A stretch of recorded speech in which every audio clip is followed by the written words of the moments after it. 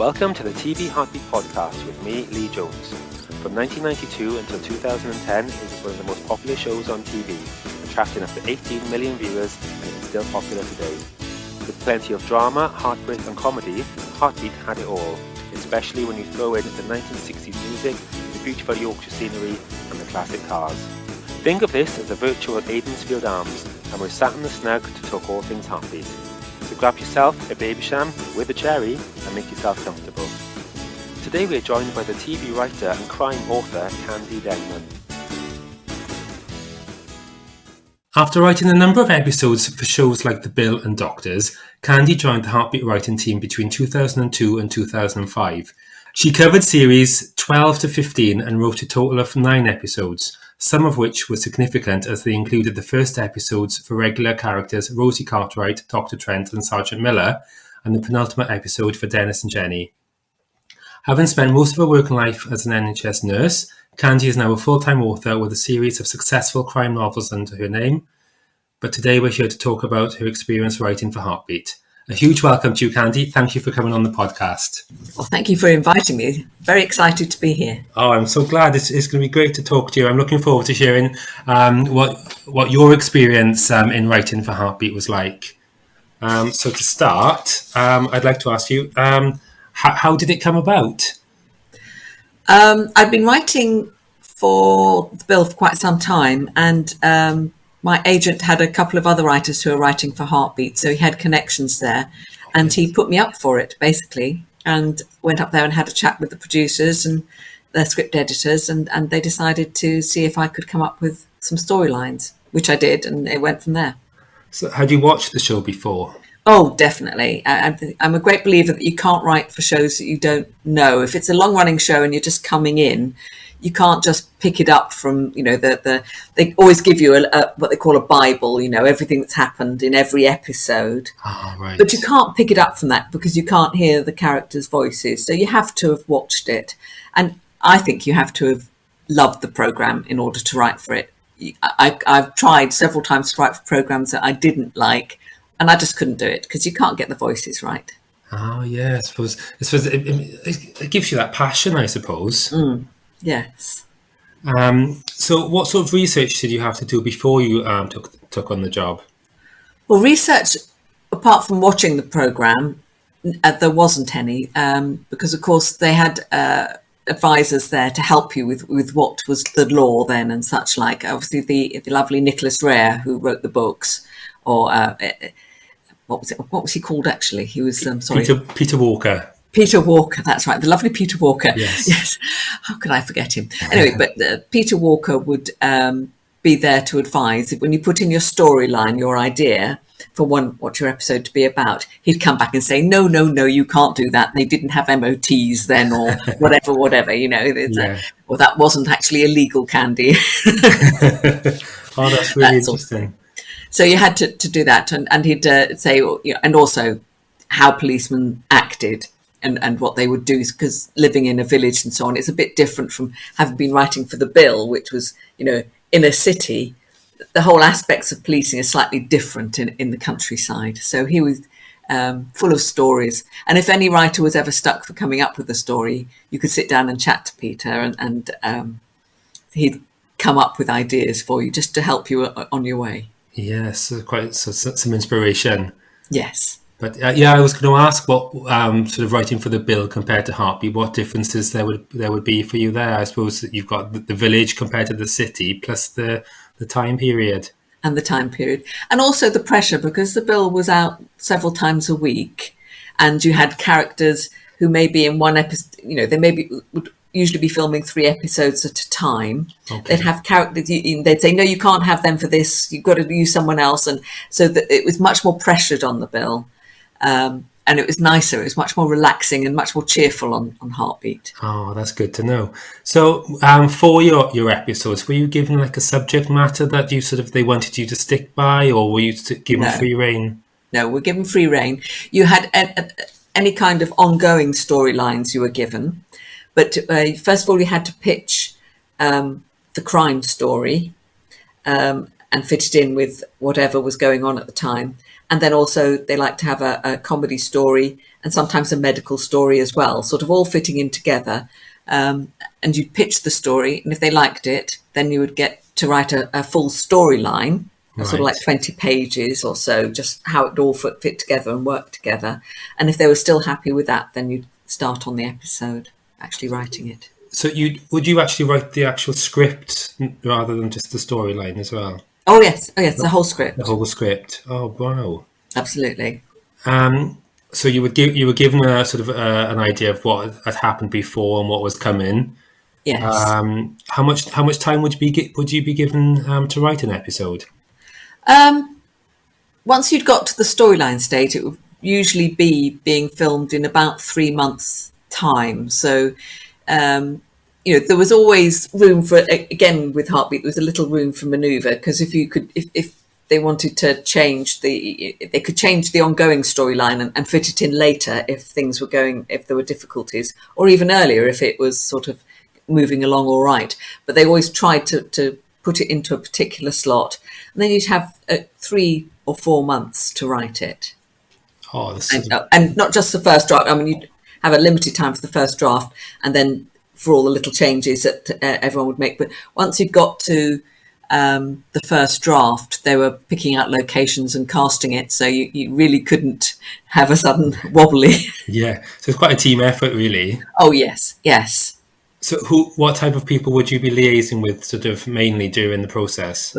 Mainly they would have a script editor and the producer who would be saying, okay, well, Trisha Penrose is going to be on holiday or something that week, so you can't have her or in your storyline or whatever, or someone's ill, and we need, it's too short, can you make it a bit longer? That would be the director coming in. So once a director's been allocated, the director will be wanting to liaise with the writer to make sure that the timings are right, the character's right, and the casting people would go through the director rather than through the writer. Oh, it's quite full on, isn't it? It is. And it's, quite anxiety, inducing when you're sitting there thinking, I can't let the side down now. They've already got people on board, people are learning their lines. I can't suddenly say, I don't know how it ends, or, Did you, what was it like seeing your stories come to life on screen? Oh, yeah, it's great. And, particularly how sometimes on the page, the comedy storylines seemed a bit, you thought, oh God, that's just too trite or whatever. But David and Vernon, they'd bring it to life. Yeah, they really would, and they could actually make it work. I think quite a few of your episodes featured David and Vernon and Bernie together, yes. And in a we'll come to that a bit later on, but in a comic way, but also in quite a moving way with David at sometimes. Yes, which I wanted to make him a more rounded character. I felt he was the butt of everyone's jokes, but actually he had depths, and I wanted to show that at times, with the poetry competition and things. Yeah, well, that's definitely one I want to discuss with you in a moment. But yeah, you really showed him to have a lot of depth in that one. It was great. Would you ever be involved in brainstorming sessions with the producers or other scriptwriters or anything like that?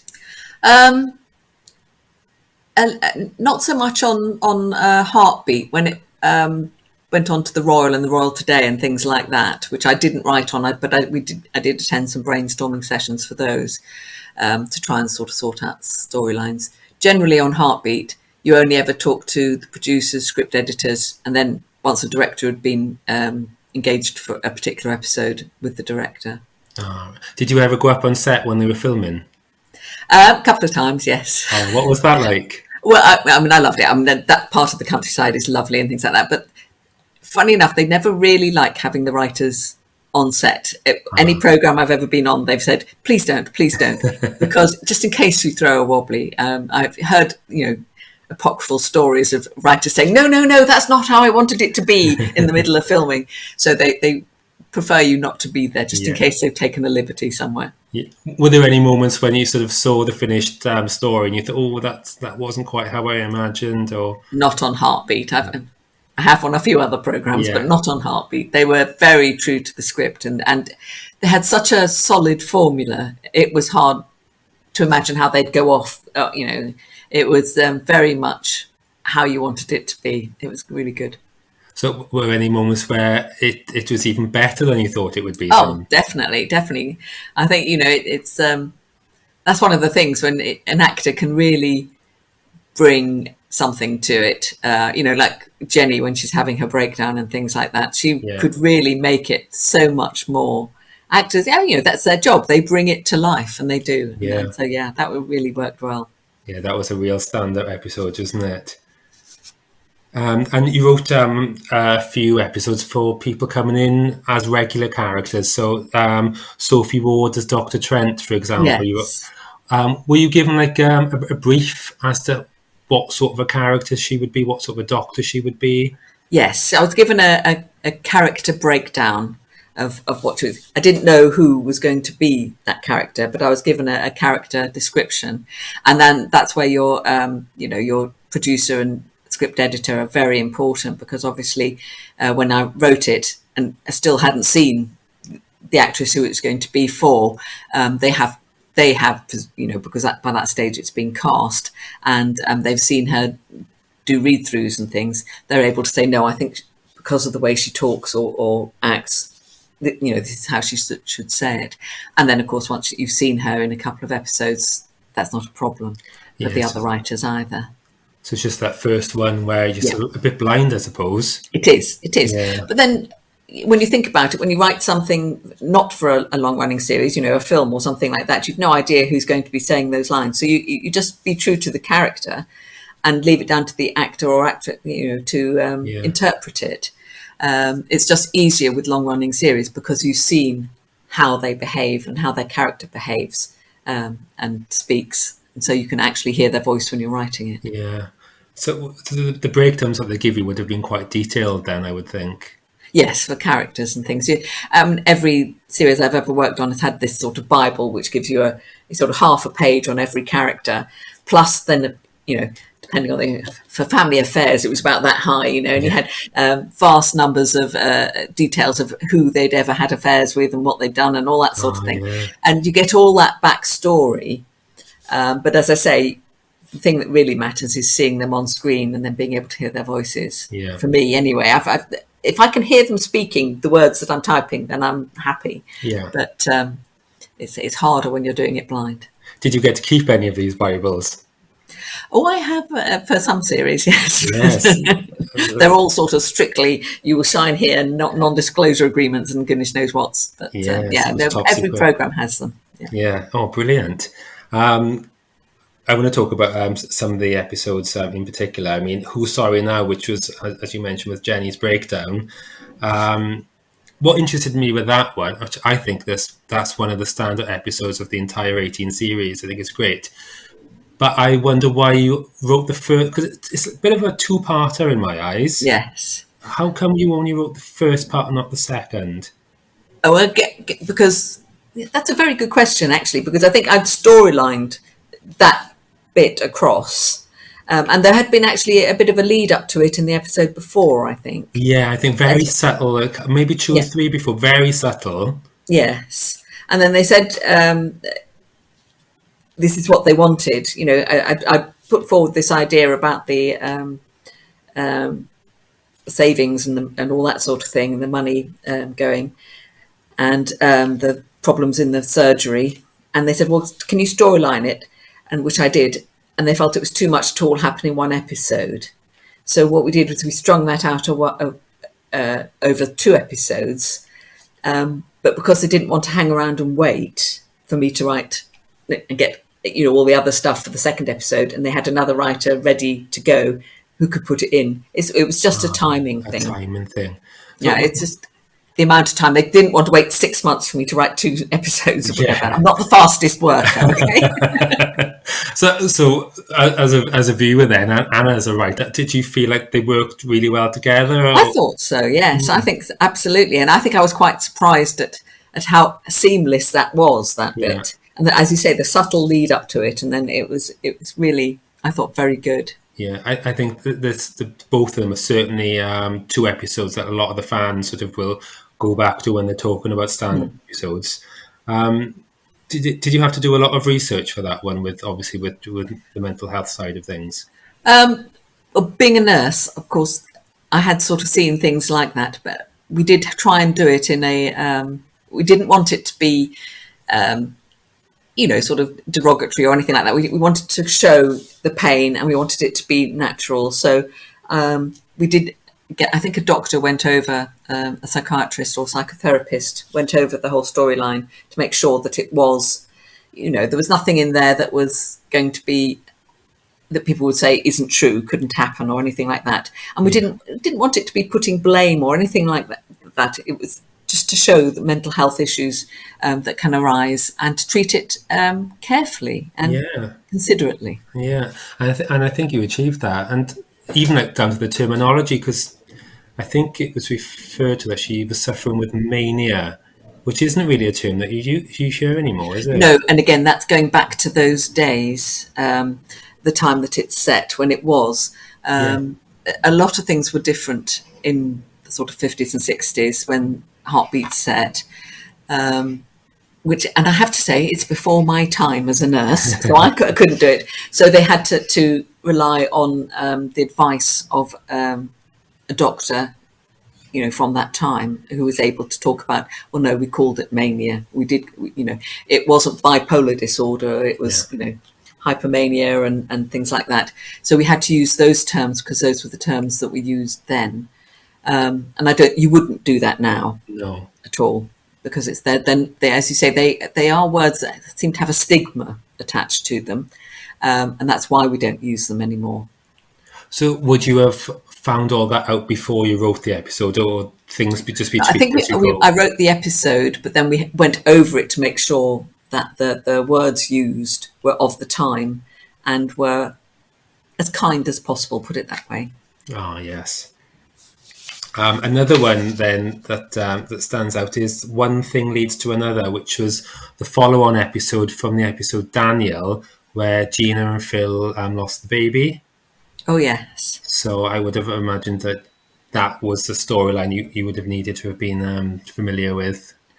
Again, yes, and if you get any of those sort of sensitive storylines, you have to work very closely with the script editors to make sure that you're following it on in the way that it needs to, with the ongoing element, and again treating it with great sensitivity, because it's it's a very moving subject, and you don't want to cause distress. Exactly.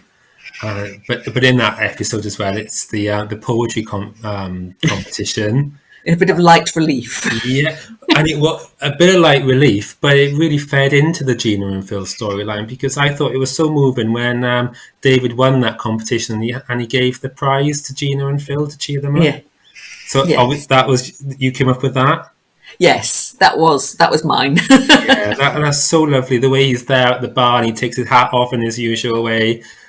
And it's so sort of full of himself, if you like, not of himself, but anxiety about saying it, and I've got to do it right. And I think David Lonsdale plays the part so well. Oh, that scene in particular, because most of the regular cast members are in that scene watching him deliver that that bit of dialogue, and it's so lovely.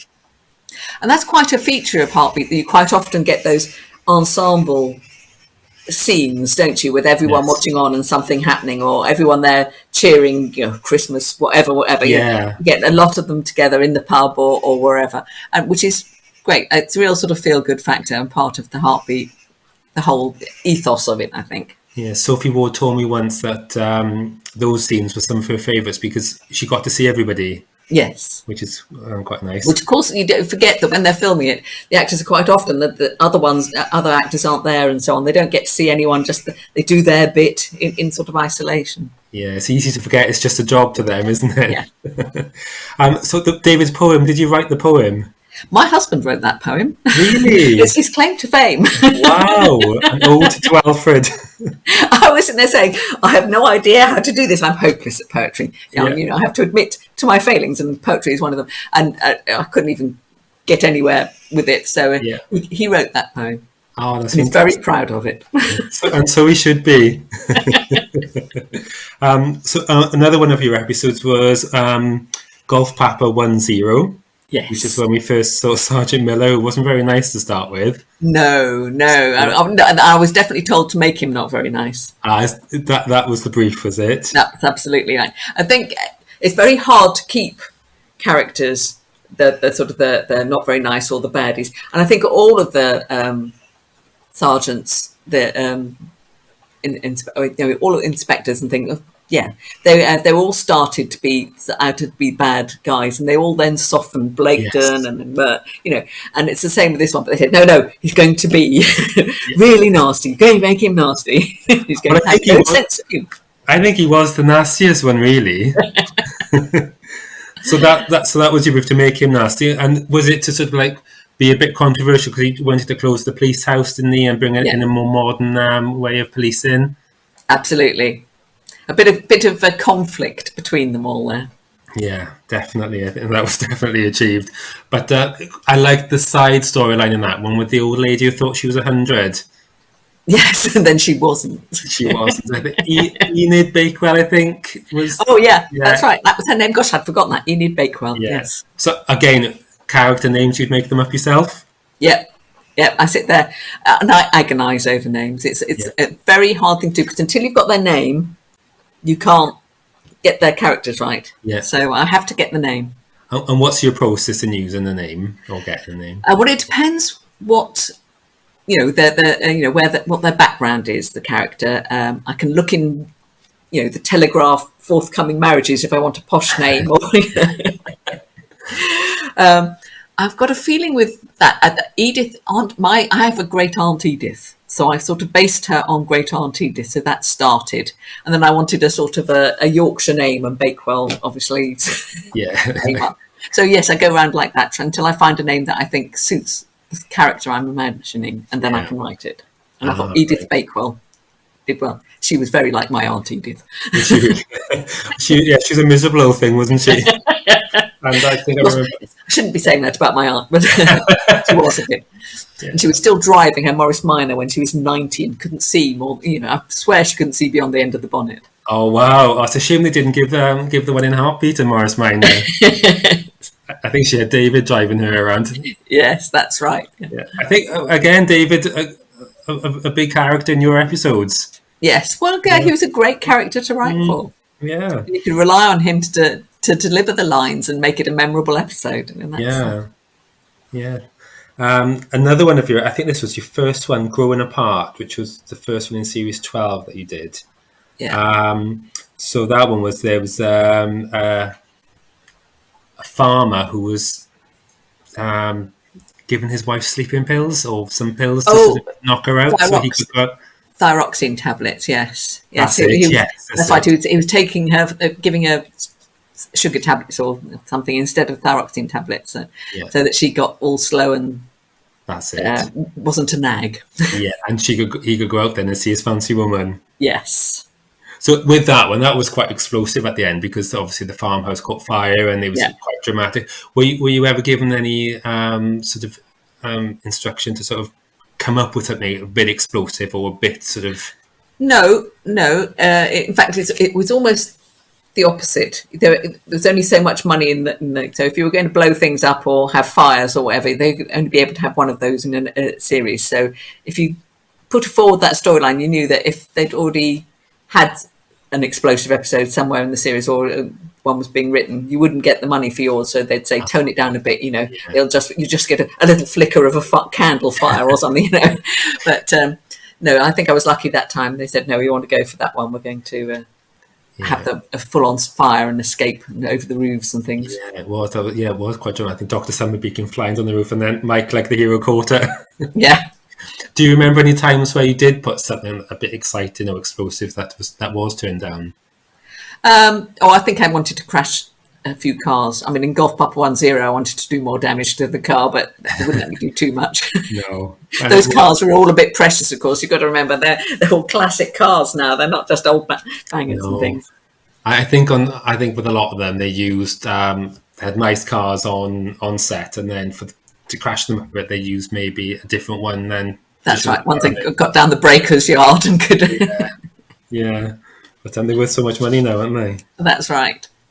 we've already touched upon this, but who did you particularly like writing for? Well, obviously David, and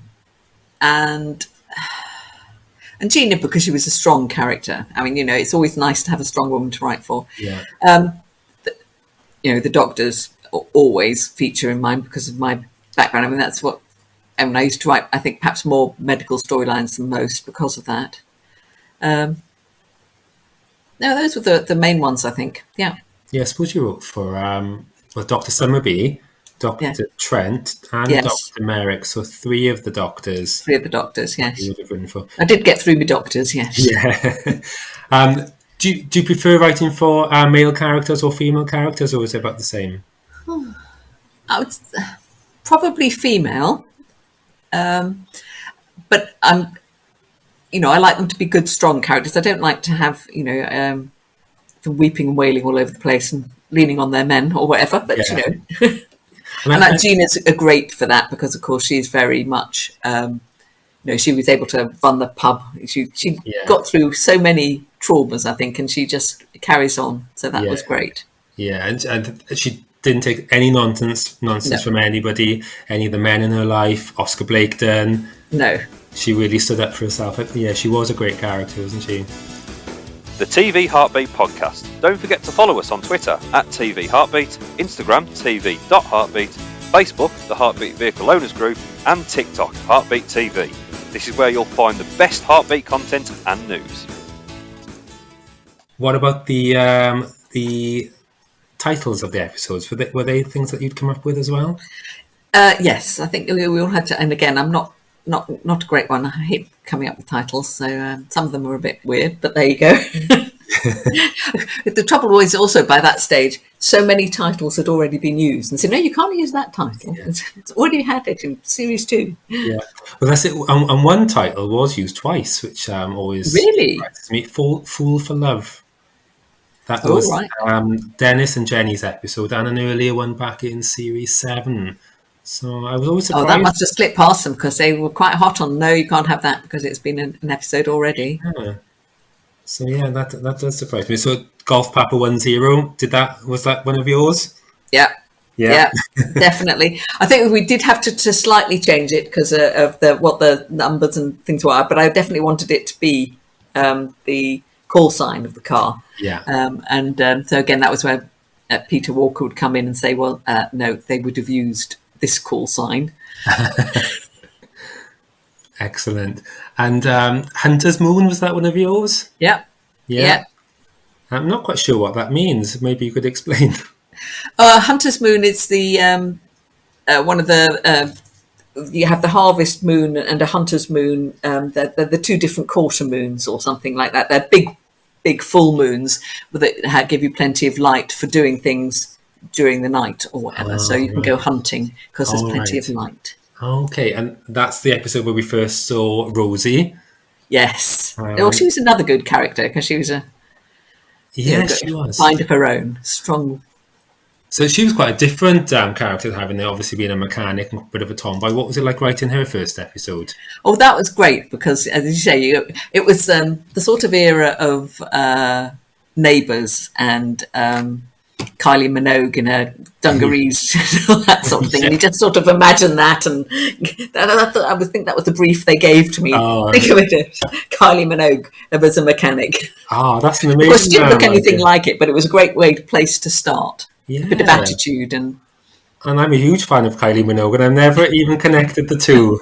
I'll never look at Rosie again in the same light. That's amazing. And she was on recently again, Kylie, playing Charlene the mechanic for the final episode of Neighbours. So that's obviously what gave them their idea for. Obviously. Would you like to have done more episodes? Yes, but yes and no. Oh, yes, of course, I would have liked to have done more episodes, but I'd sort of got to the end of ideas, and it got to the point where I was putting in ideas, and they were saying, and then you think it's time for a change. Do something different. Yeah, because it's they had new producers by then, and they wanted to change characters in some different ways. And so, yeah, no, there comes times when you just can't come up with fresh ideas. Of No. course, I can't anyway.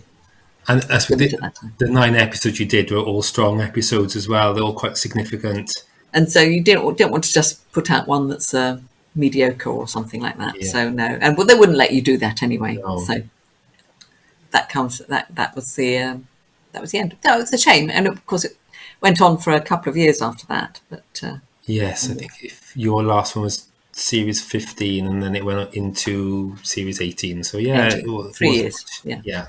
I think it was reaching its end, and quite a few of the writers were sort of beginning to change round. Ah, right. Did you know many of them, of the other ones? Well, I knew some of them. Met them on different programs, because quite a few of them worked on other programs as well and things. So you do get to meet them. They didn't have writers' parties and things like, or production parties on Heartbeat like they did on The Bill and things like that, where you get to meet all the other writers. I think sometimes they like to keep everyone apart, and Yeah. so then there's no risk of sort of collusion or friendliness or anything like that. Yeah. So I didn't get to meet many of them, but I have met some of them at different functions and things. Funny enough, I met a couple of them at sort of like book festivals and things like that, because quite a few of the writers have gone on to write books and things. Ah, right. Yeah. Do you recall any episodes that you didn't write that you thought, wow, that is really great? I wish I'd come up with that. Oh gosh. I never wrote any of the ones for Lord Ashfordley, and there were one or two there that I liked, and I thought, yes, those would have been quite nice ones to do. Yeah. And I didn't ever write for the lady who took over from Vernon. Oh, and Peggy Armstrong, Gwen Taylor. Peggy Armstrong, yeah. I didn't really write much for her, and I think I would have liked to have written some of the storylines for her. I think I could have really done some things there. Yeah, you could have had some real fun with her. And another strong female character. Absolutely. Yeah. So, I didn't really, because she was just coming in when I was leaving. Yeah. It's quite strange, really, because when Heartbeat first came out, in the original lineup, there was only one regular female cast member. Yes. It's mad, isn't it? It is. And, it's, but things change, Yeah. I think they realise you can't have just men. Yeah.